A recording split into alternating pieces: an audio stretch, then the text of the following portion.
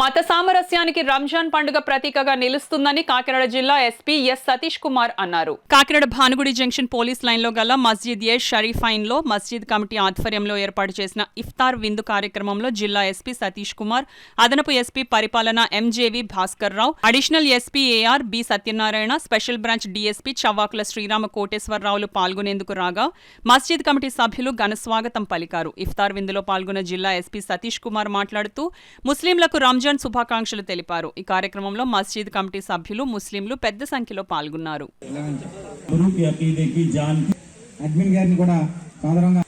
SP గారు మరియు additional SP గారు ఇంకా ఉన్నతాధికారులు వచ్చేసి మా ఈ వేదికను అలంకరించినటువంటి అందరికీ సలాం చేస్తూ నమస్కరిస్తూ, ఈ రంజాన్ మాసం చాలా పవిత్రమైన మాసం.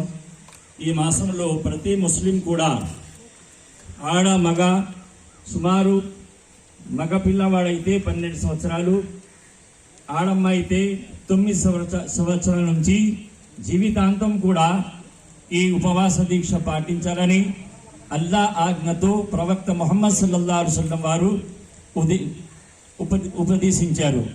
దాని ప్రకారంగా ప్రతి ముస్లిం కూడా సూర్యోదయం నుంచి సూర్యాస్తమయం వరకు ఉదయం భోజనం చేసిన తర్వాత సూర్యాస్తమయం వరకు ఒక చుక్క మంచినీళ్ళు కూడా ముట్టుకోకుండా చాలా క్రమశిక్షణతో ఈ ఉపవాస దీక్ష పాటిస్తారు. ఇది అల్లా సుబ్హానహు తఆలా మాకు తాకత్ కువ్వత్ ప్రసాదిస్తాడు.